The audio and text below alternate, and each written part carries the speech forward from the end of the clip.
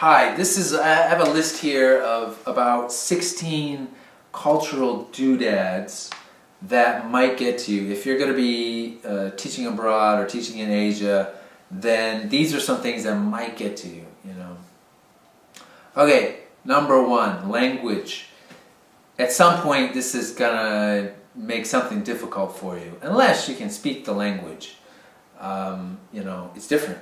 And it's hard to say ahead of time until, if you've experienced what it's like to travel, then of course, just the most simple thing, getting directions someplace or, trying to choose something in the supermarket, is going to be a lot more difficult because you don't know the language, That's number one.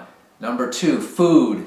Some people have no problem with it, but the food is different, and you're not going to have the same sort of comforts that you have now in your home country. You can get many things. It depends where you are, what city you're in, and what country you're in. Basically, you can do better in a larger city as far as having options, for what to eat. But you're not going to be able to get everything that you're used to in your home. So some people can have a difficult time with the food. Number three, staring. A lot of people are going to probably stare at you. You're going to pick this up probably right away. You look different, or most likely you will look different, depending on what your, ethnicity is or whatever. But if you're different, if you're going to Asia, let's say, and you're Caucasian or you're African American, or, you're going to look different and people are going to stare at you. And not everybody's going to stare at you, but some people are going to stare at you. In my experience, the people who stare can be kids or more local folk, more like country folk. Number four, touching. If you're going to be teaching in school, well, most likely you probably will be. You're going to have kids. They're probably going to want to touch you. Touch something. Maybe touch your nose. Maybe you got a bigger nose. Maybe you've got light colored hair, or you have hair on your arms.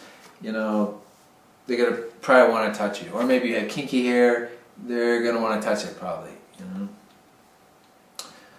Number five, roundabout speaking. I think in Asia people are generally more with, communication are generally more indirect.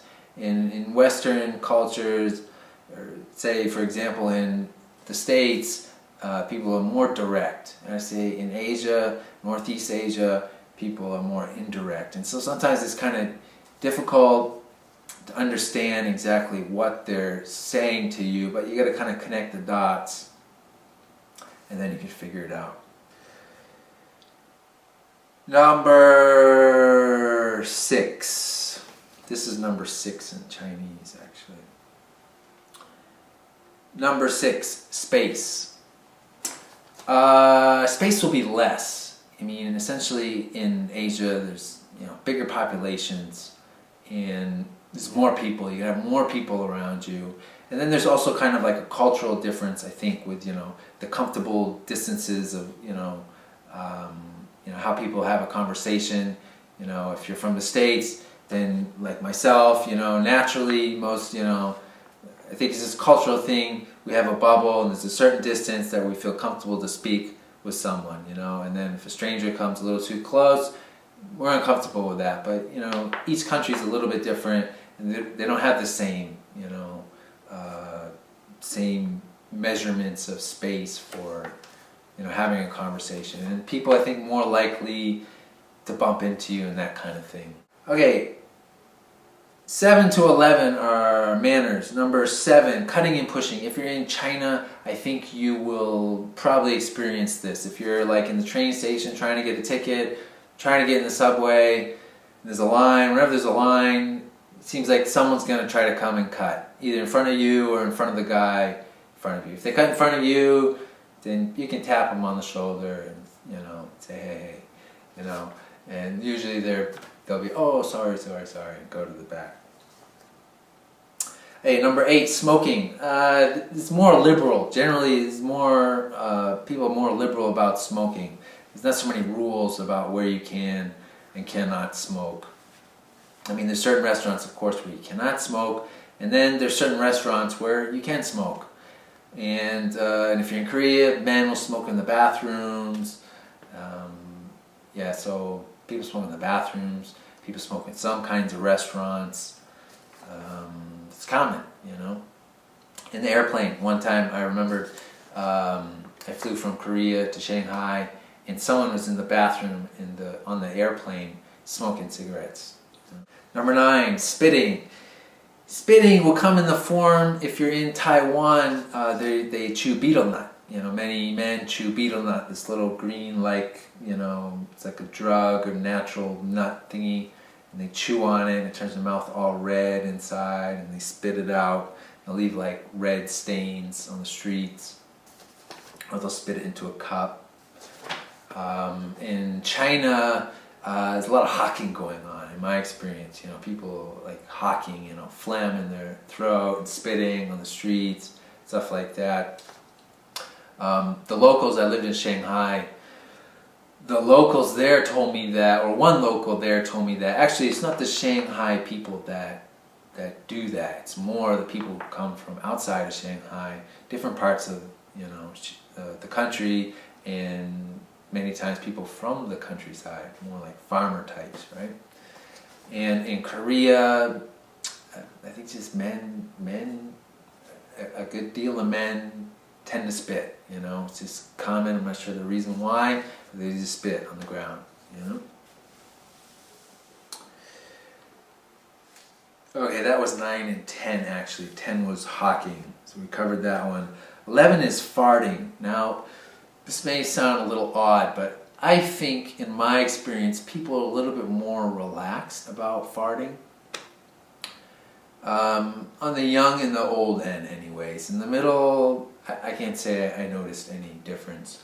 But, you know, I noticed quite a few, you know, old folks walking by or something on the street and farting, or just you know, and farting loud enough so that you could hear it, and other people could hear it. Nobody does anything. And then in the classroom, it seems like, yeah, kids would fart, and, you know, you'd smell it, and it seemed like nobody would say anything, you know. They seemed like a little bit more relaxed about it than, anyways, from my being American, anyways, or a U.S. citizen. Number 12, exhaust. This is a big one in Taiwan. I mean, in Taiwan, there's millions of scooters, and a lot of them are two-stroke engines, and a lot of them pollute a lot.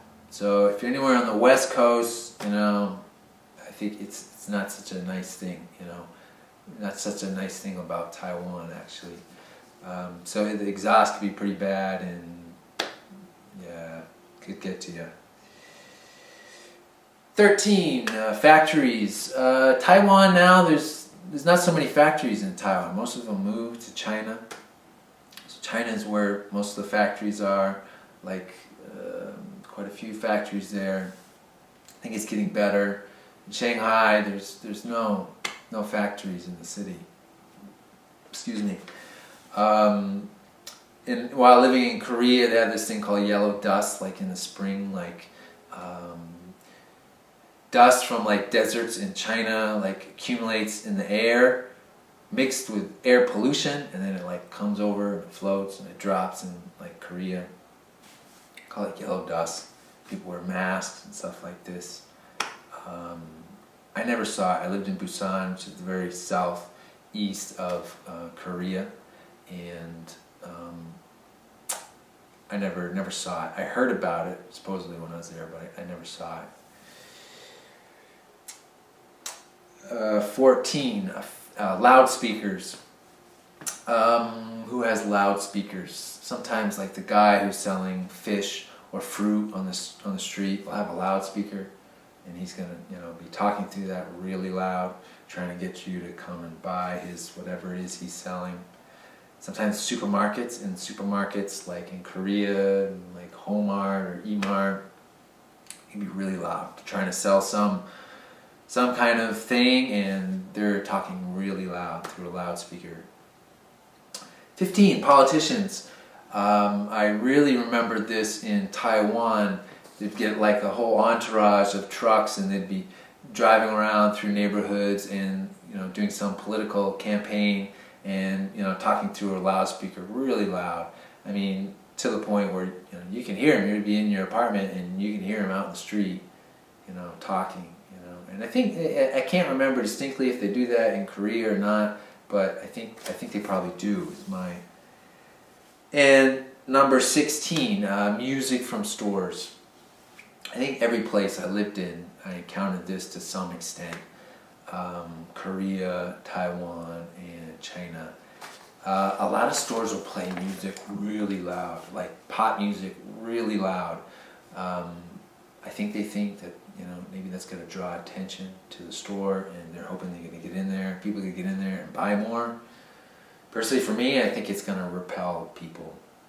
But hey, anyways, that's 16 cultural doodads that might make you mad.